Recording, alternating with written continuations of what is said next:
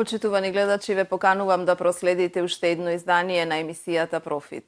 Конфликтите во компаниите се едноставно тема за која што многу малку се зборува гласно, а во секоја компанија, тргнувајќи од фактот дека има многу вработени со различни карактерни особини и различни задачи кои што им се делегирани од страна на менаџментот, а од тука пак и менаџментот е нешто за што навистина треба многу подетално да се анализира. Ставени во ваков контекст, сите овие кои што се составен дел на една компанија, треба да се анализираат за да не се дојде до конфликтни ситуации кои што ќе направат штета во компаниите, ќе го одвлечат вниманието и на вработените, а тоа пак ќе се одрази и на ефективноста, ефикасноста, продуктивноста на една компанија. Во македонските компании од година во година се гради организацијската култура, но консултантите велат дека има уште многу поле за работа, токму кога сме кај конфликтите, достојна тема да ја анализираме со дел од консултантите, обучувачите кои што се директно на терен со компаниите, со менаџментот и токму затоа ги имаат најдобрите информации кои што можат да бидат корисни за сите останати компании и за сопствениците и менаџерите на компаниите. Токму затоа ова издание на емисијата Профит ќе го посветиме на оваа тема, менаџирање со конфликтите, а по тој повод на моје огромно задоволство го најавувам и мојот соговорник, доцент доктор Лазар Ѓуров, универзитетски професор, обучувач и консултант. Пред се, професоре, добре дојдовте во студиото на наша ТВ и еве во ова издание на економската емисија Профит ќе се обидеме, како што реков, да ја анализираме со ова навистина интересна, исклучително важна и сериозна тема за компаниите. Токму затоа, со оглед на вашето искуство, како што реков, најважно на терен, заедно со менаџментот и вработените во сите компании, се надевам дека ќе понудиме интересни и корисни информации кои што ќе бидат пред се важни и препознаени за сите оние кои што ќе ја следат емисијата. Затоа и еве да започнеме со темата што се подразбира пред се под една состојба конфликтна, еве ако така ја наречеме, и што значи тоа.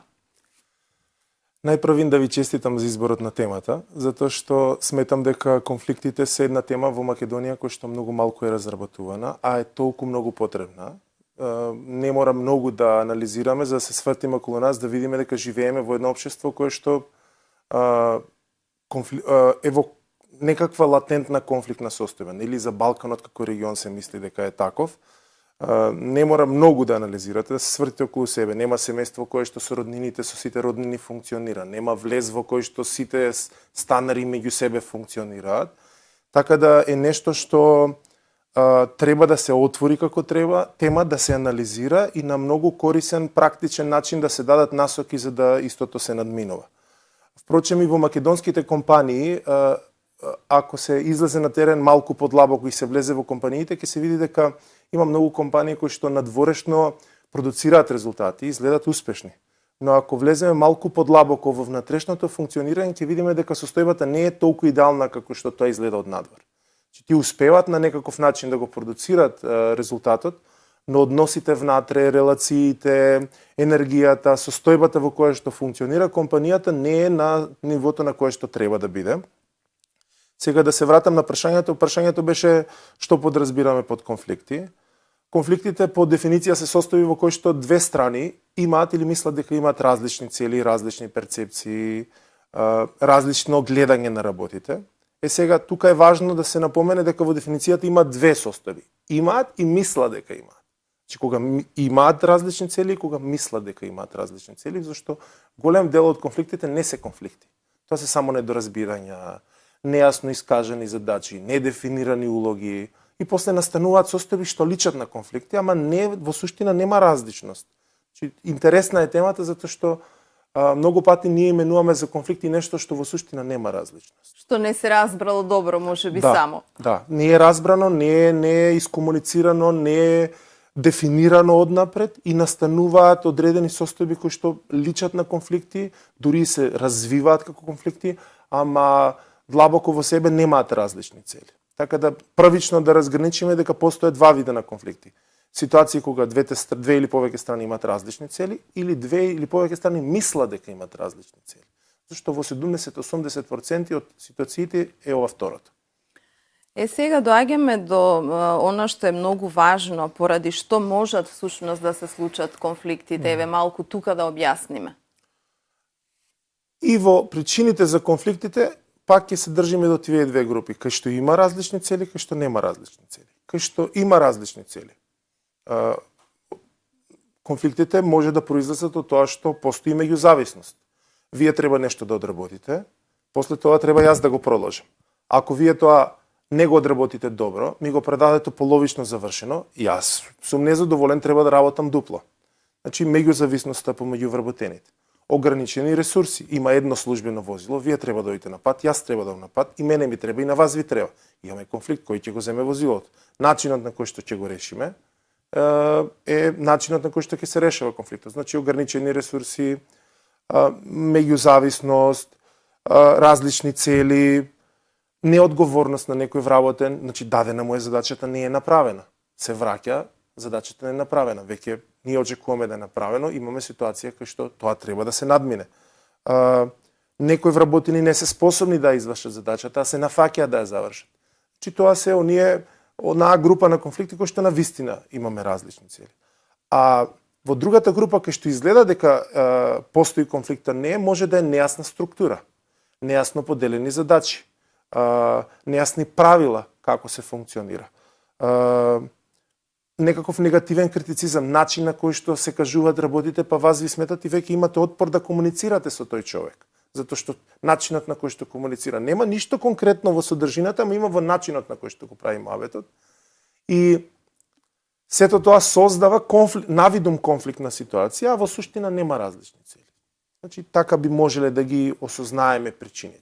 Сигурно дека се препознаваат многу од менаџерите и вработените во компаниите, кога вака детално ги анализирате ситуациите во кои што, да признаеме, во секоја компанија постојат, и токму затоа еве ние анализираме малку погласно да ги предочиме овие факти, а нашата намера е да бидеме едноставно сватени најдобро намерно и навистина да помогнеме токму во детектирањето на овие конфликтни ситуации, нивно надминување, за да може да работат подобро и вработените, а и компаниите. Ако ми дозволите пред да го поставите следното прашање во насока на ова дека отворено зборуваме, јас како консултант имам едно правило, единствен начин да почнеме да го решаваме проблемот е да признаеме дека го имаме. Конфликтите се жешка тема и ние ја избегнуваме затоа што на вистина е поврзана со емоции, со лично его, со лично доживување и така натаму. Но пак ќе кажем, единствен начин да признаеме, да решиме одреден проблем, да кажеме имаме проблем. Па после ќе видиме што е проблемот и ќе почнеме да го решаваме. Така да одлично е што го отвараме. Има секогаш можност да се реши. Што ги прави конфликтите во една компанија толку опасни, можеби, еве, ако речеме, и во наводници опасни за самата компанија? Рековме на почетокот, влијае на продуктивноста, на ефикасноста, на сите кои што се дел од тој тим. Пред директно да ви го одговорам прашањето, тука има еден интересен дел кој што го користиме и во обуките. Кинезите имаат еден знак за конфликти кој што на два начина се преведува. Значи, истиот знак, они го преведуваат како опасност и како можност. Значи, истиот знак што значи конфликт може да се толкува како опасност и како можност. Што е подлабокото значење на овој аспект?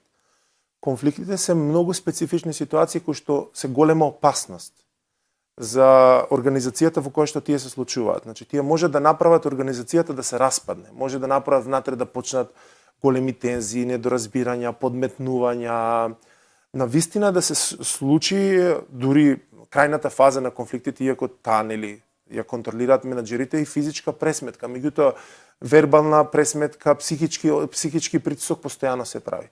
Значи, конфликтите сами по себе се ситуации кои што од една страна може да се гледат како огромна опасност, ама да не го заборавиме и вториот дел, дека конфликтите сами по себе поседуваат голем потенцијал.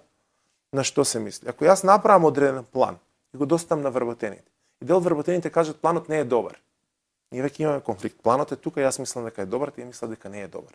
Имаме конфликт. Ако јас на тоа пристапам конструктивно и речам зошто мислите дека планот не е добар? Што конкретно сметате дека треба да биде подобрено? Тој план ќе биде подобар. Ако јас се заглавам во моето его, јас сум најдобриот менаџер и сигурно планот е добар, овие нешто забушаваат, и ги одбијам, прво они ќе се чувствуваат незадоволни, неприфатени, ќе добијат чувство дека никој нив не ги вреднува како интелект, туку само како машини што треба да извршат нечiji план. И они ќе станат незадоволни, а воедно јас ќе изгубам огромна можност на вработените да ми дадат сугестија како мојот план да биде подобар. Така да конфликтите во себе содржат опасност ако неправилно се менаџират да бидат деструктивни и да ја уништат организацијата, а во исто време можност преку правилно конструктивно решавање да добиеме плюс. Да ви дадам пример, Стив Џобс ги бркал од состаноци вработените кои што не кажувале спротивставено мислење, кои што на неколку состаноци поред само седели и не кажувале ништо. Као што ми седиш овде, ти си овде да мислиш, сакам од тебе да добијам сугестија, сакам да ми го искритикуваш производот, зашто да го направам најдобар, кога ќе излезе, луѓето навистина да сакат да го купат. Сега прашањето конкретно ми беше што ги прави конфликтите опасни. Има еден сегмент во конфликтите, а тоа е моментот на појавување на емоции. Многу консултанти ги работат конфликтите, ама така на теоретско ниво. Најголемата опасност во конфликтите е појавата на емоции. Кога едната и другата страна толку многу ќе се идентификува со тоа што се зборува и ќе почне својот став да го доживува како нешто што не смее да попушти. Почнува другата страна да ја гледа како непријателска. И веќе заради присуството на емоциите, психологијата покажува дека под емоции ние не целосно рационално расудуваме. И почнуваат пресметки кои што може да бидат да ескалираат во поинтензивни. На крајот на денот ние знаеме дека во многу вооружени конфликти луѓе под емоции прават навистина страшни работи. Така да тоа што ги прави конфликтите страшни е што во текот на еволуцијата на конфликтите се појавуваат емоции кои што ги терат луѓето да се однесуваат многу деструктивно, да ја трошат својата енергија кон како да се заштитат, како да го вратат ударот, како да докажат дека се во право, наместо да ја трошат енергијата, да ја земат задачата, најдобро што може да ја завршат и да компанијата оди напред. Да биде продуктивно работењето, а секако дека компанијата ќе оди напред ако едноставно има добра комуникација и се надминати конфликтите. Ние некако анализираме, не сакаме да одиме од она можеби полошото сценарио кое што честопати ќе се согласите, го гледате во компаниите кога одите, но сепак сериозноста на оваа тема наметнува пак и подлабока анализа и на самите менаџери да се запрашаат што е она што можеби го идентификуваат како конфликтна состојба за да можат прво да го препознаат, па да реагираат или да бараат на крајот и стручна помош. Затоа што доколку сами не можат да се справат и со вработените и со ситуациите кои што ги имаат во компанијата, ќе се согласите, најдобро е да се побара стручна помош која што ќе го реализира сето тоа и на крајот ќе се врати компанијата на во една добра кондиција за да може успешно да работи. Еве доаѓаме до оној момент кој може да пристапи кон решавање на конфликтите. Ги ставаме од едната страна вработените, тука се менаџерите воедно најчесто и се сопственици, барем во нашите компании, како да се пристапи? Тоа што е важно во делот на пристапување кон решавање на конфликти, прво да се навлезе во спремноста, колку луѓето се спремни за да ги решаваат конфликтите. Науката правила многу истражувања во таа област. Првично има една интересна поделба која што навистина прави јасно разграничување дали ние сме спремни или не да ги менаџираме конфликтите. Пристапот на конфликтите го дели во две групи. Традиционален и современ. Што значи традиционален? Во кој што македонското општество припаѓа. Традиционален пристап кон конфликтите значи неприфаќање на конфликтите како состојба. Да биде поилустративно, македонско семејство. Во македонското семејство се вика, не викајте да не слушнат комшиите, нека биде тишина, ако има тишина, нема расправи, значи ние сме хармонично семејство. Детето нешто сака да каже, нешто не му се допаѓа, тишина, ќути и јади. Нема тука што сега ние да дискутираме, јас сум таткото, јас кажувам како ќе биде така. Ние живееме во едно општество во кое што кон конфликтите се приоѓа како на состојба која што е негативна. Ако детето има или ако вработениот има различно мислење, сигурно он нешто тука сега сака да се буни. традиционалниот стил на пристапување на конфликтите не ги прифаќа конфликтите. Причината за конфликтите го гледа во конфликтното однесување на некого, во несреденоста на состојбата, дека конфликтите прават деструкција, дека тие не треба да се случуваат и треба да тежнееме да нема конфликти. Значи, традиционално вика да нема конфликти, да се функционираме хармонично. Навидум да функционираме хармонично. Во тоа веруваме. Значи тоа викаме, леле не се расправат, супер име. Значи тие се одлично семејство, тие се супер организации. И да го идентификуваме ова истото и со компаниите. Во компаниите, значи исто. Ако во мојата фирма нема расправи, нема спротивставени мислења, секој си ја работи работата, јас имам супер фирма. Но истражувањата покажуваат дека тоа е нереална состојба. Значи, кога имаш двајца луѓе, ние сме во студиото, сега за било што да анализираме, може да има различен став. Вас ви се допаѓа, мене не ми се допаѓа. Конфликт. Значи, современиот пристап вика, конфликтот е добре дојден. Конфликтот не е состојба на нефункционалност, туку природна состојба во која што кога две или повеќе индивидуи ќе се најдат на исто место, ќе изразат свое видување. Значи тука вика конфликтот е недобре дојден, вика тука и неприроден, вика конфликтот е природен. Седиме, имаме различно мислење. Добре дојде за конфликтот, ајде да видиме што можеме да направиме. Овде вика конфликтот настанува заради несреденост, неорганизираност, овде вика конфликтот настанува како природна состојба кога на различно гледање на работите. Овде вика конфликтот прави деструкција, овде вика конфликтот прави прогрес. Прогрес затоа што треба да се размислува повеќе, како да се усогласат размислувањата, да се дојде до на идеалното, ајде условно кажано решение. Апсолутно. И овде вика тука ако нема конфликти, значи внимавајте во современиот пристап, вика ако нема конфликти, треба да ги предизвикаме. Треба да ги натераме луѓето да кажуваат мислење. Вие кои имате вработен кој што доаѓа на работа и ништо не прави освен ги извршува задачите, без да размислува дали може да бидат подобри, вие имате вработен што работи со 30%. Кога вие на вработените ќе му ја даете задачите, он ќе каже, па јас не се согласувам дека ова е најдобриот начин. А внимавајте, он е на терен. Вие сте во канцеларија, вие издавате задача, а он гледа дека таа задача на терен не може да биде спроведена. И јасно и гласно ви кажува, пристапот не е добар бидејќи нема да ги даде резултатите. Ако вие имате традиционален стил, ќе му кажете, ајде сега ти најде мене да ми кажуваш, заврши задачата и не се буни. Он ќе отиде ќе ја заврши, прво нема да се согласува со неа, нема да се вложи целосно, нема да добиете резултати, па после ќе го обвините него дека он е виновен и тука после ќе почне тоа да се одвие у некоја несакана насока. А ако го сослушате, навистина видите дека тоа што го кажува држи, го имплементирате во планот, прво он ќе се осети мотивиран затоа што нема подобра мотивација од тоа да му прифатите нечiji предлог, ќе се посвети да ја реализира задачата затоа што планот е негов и да докаже дека е добар, и вие ќе имате фантастичен резултат на терен. Освен ова поделба на традиционални и современи, а ние припаѓаме во традиционалниот, тоа треба да го освестат луѓето, бидејќи јас забележувам многу луѓе кои што видат конфликт одма сакаат да го стават под тепих. И тоа е лошо. И тоа создава потиснати емоции, чувство на неприфаќање, незадоволство.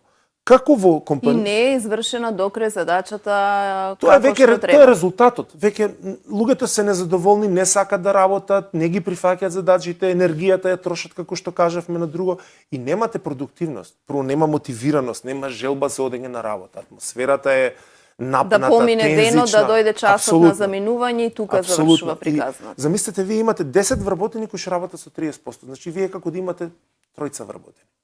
А ако нив ги прифатите, најдете начин, нивните идеи, нивните сугестии, нивните различни мислења, да ги градите во компанијата, вие ќе имате 10 вработени, а ќе имате како работа како за 15 сработени. Затоа што тие ќе имаат желба да работат. Друг интересен дел кој што е врзано за пристапи за решавање на конфликти е дека науката докажала дека секој човек има различен стил на пристапување на менаџирање на конфликти. Има една интересна поделба, таа е многу илустративна, ги дели во 5 групи. И за да биде појасно, групите ги именува, стиловите ги именува со одредено животно. Вика, човек кога ќе се најде во конфликт може да реагира како лав. Што е лав? Јас сум во право, ти не си. Ако многу зборуваш, ќе те изедам, јас сум многу силен. Значи, авторитативно. Мојот збор е последен, нема тука што да се дискутира. Втората група е групата на мечења. Што значи тоа? Ќе имаме различно мислење, сега за да не се караме, нека биде по твое. Ајде да не викаме, да не се расправаме, еве нека биде по твое. Јас ќе ја тргнам на страна мојата цел, нека биде по твое, ама јас длабоко во себе не се согласувам со тоа, но нека биде по твое. Значи меч. Третиот конфликтен стил е желче.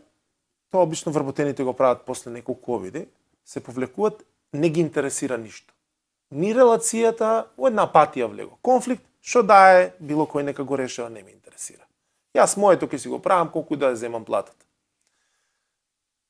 Четвртиот конфликтен стил е лисица. Пола-пола. Ајде да видиме малку по твое, малку по моје. Малку вие задоволни, малку ја задоволен, ама никој до крај задоволен.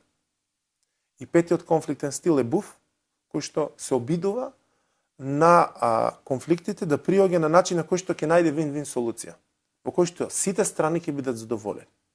Сега, што е важно за менаџерите? Да откријат кој конфликтен стил го имаат, на каков начин реагираат и како да успеат да се развијат, да го менуваат својот конфликтен стил. Тука сакам да напоменам дека не секогаш, да речеме, еве се некој ќе каже лавот е погрешен. Лавот е авторитативен. Има ситуации во кои што менаџерот мора да биде авторитативен, затоа што у моментот мора работата да биде завршена. Времето е кратко. Но зошто да биде лав кога имаме време и кога може да дискутираме да дојдеме до вин-вин солуција? Кај нас која е најчеста солуција од овие, односно од овие што ги набројавте? Комбинација меч и лав. Или се повлекуваат за да не се расправаат, или влегуваат во ситуација агресивно да настапат и да биде само понивно. А во одредени преговарања настапуваат лисица. И тоа е многу индивидуално, ама лошото е што ако го има тој конфликтен стил, постојано тој конфликтен стил го држат. Чи проблем е ако си цело време лав. Проблем е ако си цело време мече. Затоа што има ситуации во кои што не смеш да попуштиш, не е добро да попуштиш. Ти си менаџер, ти не смеш да се повлечеш. Ако ти се повлечеш, тогаш вработените лош сигнал да, се лош сигнал и го оставаш конфликтот да ескалира.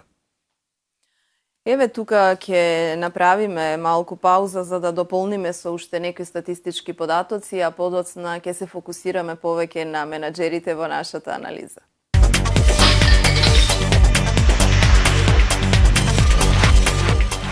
Консултантите сугерираа да се бара и стручна помош во компаниите доколку не може да се надмине конфликтот, а преку обука менаџментот да се оспособи како да се справи со такви ситуации. Овие обуки се наменети за организации во кои постојат отворени или потиснати конфликти, кои сакаат да ги усовршат своите пристапи за менаџирање на конфликтите, потоа компании кои во својата дејност имаат постојана размена на идеи, дискусии и избор на најдобри решенија, што создава потенцијал за многу конфликти. Освен тоа, едукацијата и обуките, ако се потребни, треба да се побараат и раководителите на сите нивоа на водење на организациите, но и вработените кои се вклучени во процеси за избор на најдобри решенија, советуваат консултантите.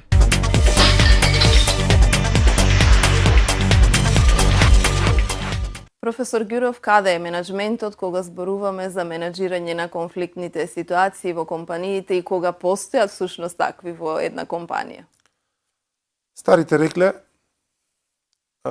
ако сакаш да видиш зошто децата ти се такви, види ги родителите. Ако сакаш да видиш зошто компаниите се во состојбата во која што се, види ги менаџерите. Че менаџерите, лидерите, тие што ги водат компаниите, се целосно одговорни за состојбата во која што се наоѓа нивната компанија. Иако има многу менаџери кои што сакаат лесно да ја префрлат одговорноста на менталитетот, на луѓето, на неодговорноста, меѓутоа јас како консултант работам во многу компании. И можем да кажем дека има компании во кои што менталитетот не игра улога. Во кои што истите македонци, како што се и во нивните компании, функционираат поинаку. Затоа што некој таму направил ред.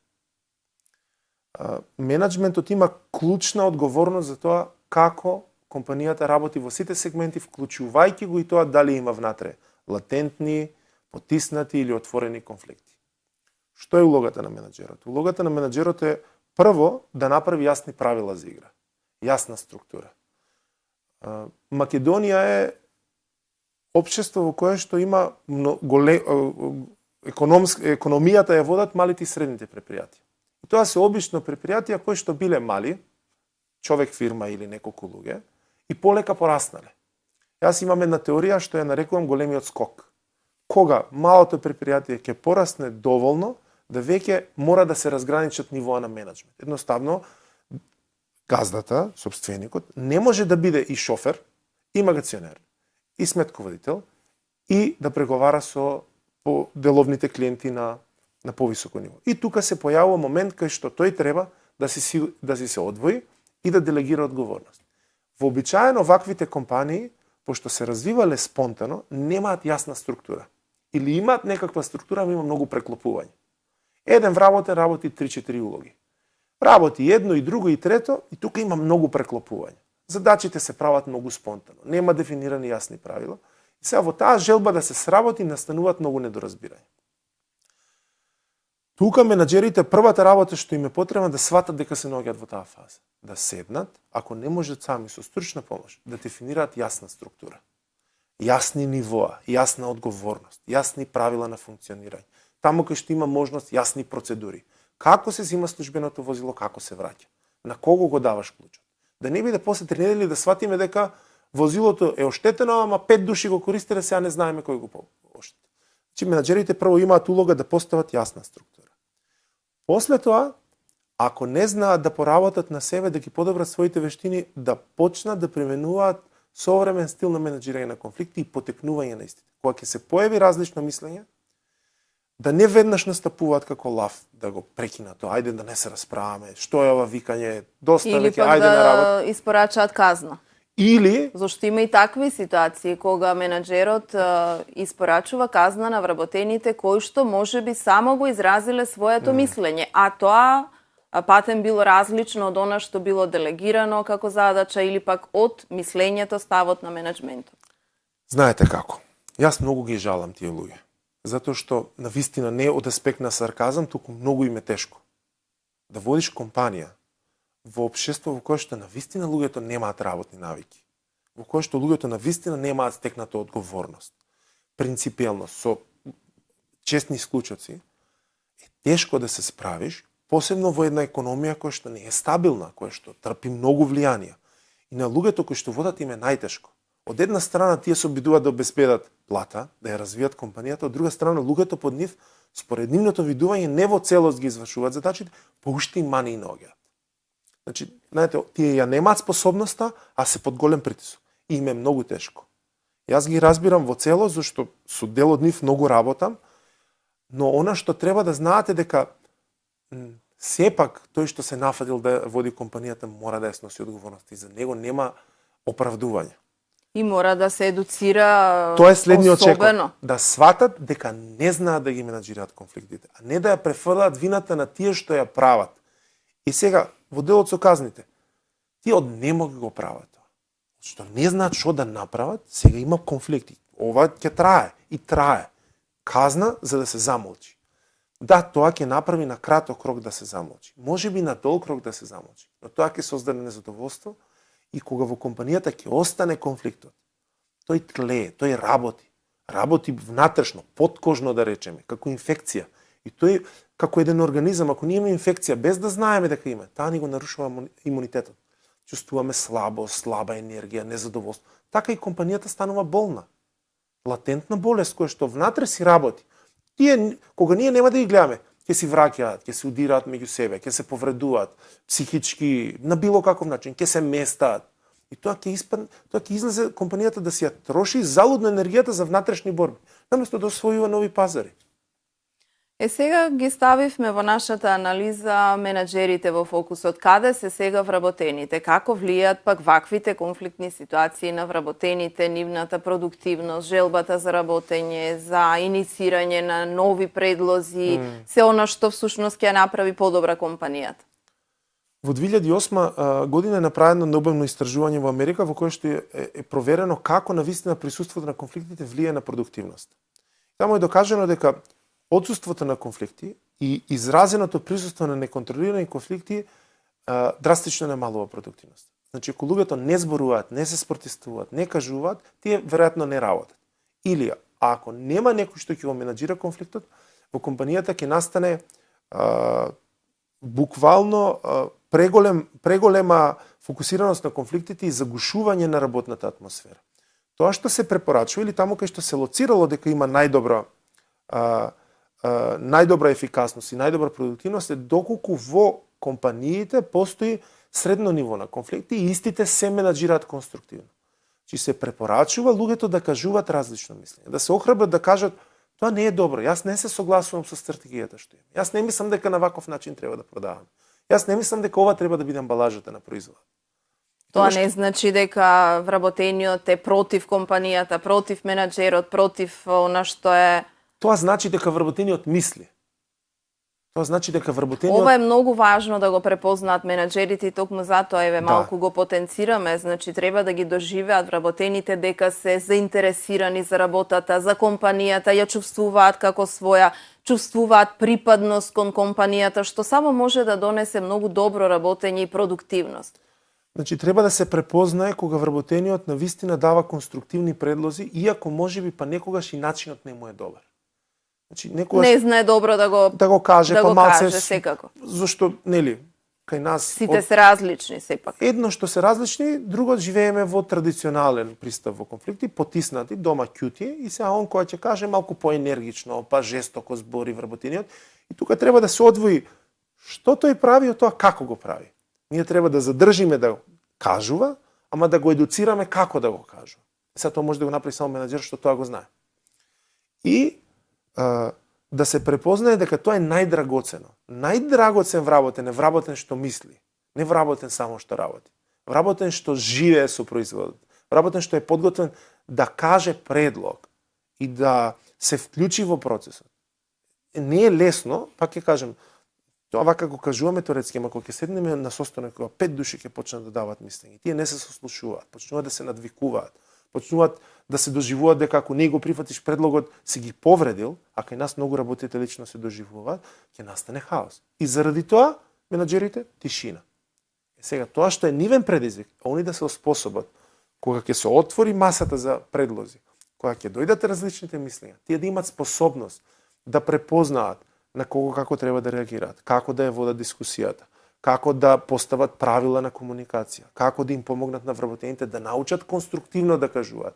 И од тие различни мислења да испадне кавга, да излезе кавга расправија, да излезе предлог што ќе биде најдобар, на кој што ниту менаџерот не можел да помисли ако тие луѓе не биле околу него. Тогаш компанијата навистина треба да биде препознаено и добро менаџирање на овие конфликти е клучно за да може и да се надминат, да се препознаат компанијата да функционира добро. Еве тука кога сме кај овој дел од темата, дали постои некоја законитост во онаа динамика која што треба да се постави за конфликтите? Многу интересно прашањето, затоа што обично кога гледаме конфликти викаме окей, разговараме, различно мислење и се скаравме и готово. Ама ако се навлезе малку подлабоко како што науката тоа го прави, може да препознае јасни фази. Има една поделба која што дели 15 фази на конфликти. Значи како што нели развојот на човекот е од бременост, бебе, сега имаат американците еден израз тодлер, па дете, па пубертет, па рана зрелост, старост, смрт, така и конфликтот си се развија. И сега вака можам да набројам дел од фазите. На почетокот е обичен разговор. Си разговараме, различно мислење се појавува. Во еден момент доаѓа фаза кога јас се идентификувам со мојот став. Јас сум мојот став. Ако јас се повлечам од мојот став или дозволам да биде поразен, јас сум поразен. После следува појава на емоција. Јас веќе почнувам да не слушам, почнувам да ја доживам другата страна како непријатна. А рековме емоциите прават голем проблем. Во суштина да, тие се тие што создаваат конфликтот да понатаму, после таа фаза, следуваат фази во кои што ние почнуваме да си правиме лоби групи, со кои што се групи за поддршка, вработен со кои што го говорам, другиот гледај го, па тие два тима почнуваат меѓу себе да се јасно да се означуваат они, ние, па почнуваат да се местат меѓу себе. И интересно е некаде при крајот на фазите, дури тие забораваат заради што почнал конфликтот. Може конфликтот да е за кој ќе го користи овој принтер кој што е заеднички. Кој повеќе ќе го користи, на чиј компјутер ќе биде поврзан. А после тоа, полека низ фазите дојдеме фаза кај што ние забораваме на принтерот, а се мразиме меѓу себе. Во подоцнежните фази почнува поизразената деструктивност. Психичко малтретирање, вербално малтретирање, значи навредување, местенки и на крајот како последна фаза е физичката пресметка, кој што неретко кај нас и се случува во нашата култура. Кој што баш онака роднини ќе земат физички да се пресметат за дворот, кај ќе биде линијата на подела. Така да постои законитост и кога ќе се влезе во одредена компанија, многу јасно може да се види одреден конфликт до каде. И тоа да се именува 6-та фаза, 7-ма фаза. Тоа стручните најдобро може да го идентификуваат. И го правиме. И навистина, мене ми е многу интересно, бидејќи секоја ситуација е уникатна. Конфликтите се многу интересни за решавање, што кога ќе влезеш внатре, препознаш лични моменти, ја слушаш едната приказна, другата приказна, се обидуваш да ги разбереш која во тој процес на скенирање, кога сте во компаниите, а секаде приказната е своја, навистина стручноста тука треба да биде на едно високо ниво кај консултантот пред се да идентификува, а потоа пак да пристапи кон решавање. Токму кога сме еве и кај овој дел како се решаваат конфликтите. Како да знаат компаниите, менаџерите, како да ги решат? Решавањето на конфликтите е навидом и едноставно и сложено, се зависи од тоа дали ги поседуваме потребните знаења и вештини. Прво да не се прави баук дека тоа е многу сложено, ама треба навистина една група на вештини, една група на знаење да се апсолвираат, да се присвојат и да почнат да се применуваат. Ќе напоменам неколку работи кои што може да се вака преку емисијата што може да се пренесат и што ќе бидат корисни. Има една многу интересна теорија што треба прво менаџерите да ја знаат, за да може да пристапат кон решавање на конфликтите. Тоа се вика теорија на 4 вистини. Теоријата вика дека не постои само една вистина. Многу пати луѓето тргнуваат со тоа што јас го гледам е така како што е и нема друга вистина. Например, чашка, обична чашка, и ќе ја поставиме во простор овака. Од оваа страна гледано јас гледам круг. Од таа страна гледано вие гледате правоаголник. Од косо гледано тоа е цилиндер. Ако јас верувам дека единствено нешто што јас гледам е вистина, за мене чашката е круг. Ако вие гледате правоаголник, ако тој гледа цилиндер. Ако јас не верувам дека на чашката може да се гледа на поинаков начин, и сум спремен да се борам и кога ќе ми кажете вие дека тоа е правоаголник, да ве доживам дека вие мене ме правите будала. Како можеш ти да гледаш на тоа како на круг? Има една добра приказна сега, додека го зборев, ова ми дојде, приказната за 6 мудреци. Во Индија 6 слепи мудреци сакале да дознаат што е слон. Ги донеле кај слонот и секој за различна работа го допрал слонот. Еден за опашката, еден за ногата, еден за телото, еден за сурлата, еден за рогот, еден за ушите. Кога ги прашале независно, едниот рекол слон е нешто тврдо како стрела, другиот рекол нешто како цевка, другиот рекол нешто како јажи. И ако ние сме ги оставиле само во таа слика, тие ќе верувале дека тоа е слонот, бидејќи тие гледат само еден дел. Но слонот не е тоа, слонот е се заедно. Значи, она што треба да знаат менаџерите дека не постои само нивната вистина на гледање на работите. Дека вработениот гледа на перцепција што ние не можеме да видиме зашто ние сме во канцеларијата, во колата, на состаноците. Прва работа што треба да знаеме дека не постои само мојата вистина, дека постои и твојата вистина. А твојата вистина вообичаено е различна од мојата, тоа е различна перцепција на иста ситуација. Понатаму, покрај тие две вистини, постои една вистина на која што ќе се договориме. Има некоја боја што е зеленкасто плава, ви викате зелена, ја викам плава, а ќе се договориме, ќе ја викаме тиркизна. Ајде тиркизна. Ма дали тоа е тиркизна? Па, така сме се договорили. И има една четврта вистина, која што викаме вистинската вистина. Може би да е надвор од сите ситуации. Ќе ви дадам конкретен пример. Вработениот мисли дека неговиот колега работи против него. Затоа што го мрази. Затоа што сака да му ја земе позицијата. Другиот колега мисли дека овој сака да ја смени канцеларијата. Ако влеземе подлабоко, може да видиме дека и двајцата тоа го прават заради некакво минато искуство од претходни работни односи, што сега ќе пресликува тука, дека ни неговата, ни оваа вистина не е вистина. Прва важна работа е кога приоѓаме во конфликти да сме свесни дека тоа што ние го гледаме, нашиот став не е единствен. И да се отвориме, да слушнеме различни мисли. Тоа ќе не направи да не се идентификуваме со тоа, да не бидеме спремни да се браниме по секоја цена, да не се појават емоции, да слушаме, да се обидеме да разбереме како гледа другиот и да почнеме да го истражуваме конфликтот. Таа отвореност е првиот и најважен чекор да почне да се решават конфликти. Ако тоа се случи, ако не се појават емоции, тоа е после класично решавање на проблем. Вие мислите на еден начин, јас на друг, ајде да се слушаме, ајде да видиме што мислите вие, ајде да видим, да кажам зошто ова се слагам, зошто не. Па добро, не ме сваќаш од прва, па уште еднаш ќе објаснам. Па уште два пати. И на крајот има ќе дојдеме шанса да решение. се дојде до решение секако. Ама верувањето дека тоа што јас го мислам е точно и никако Си поинако, останувам на мојот став. Значи, толку нема менеджирање во на секој случај конфликти, нема таквиот- решавање. Таквиот пристап во секој случај не е добре дојден за никој. Професор Ѓуров, јас предлагам еве тука да го заокружиме овој дел од нашиот разговор, а подоцна продолжуваме со уште дополнителни информации кои што ќе ја дополнат темата секако за која што велиме е многу важна и од она што го споделивте, навистина треба сериозно да се пристапи за да нема вакви конфликтни ситуации.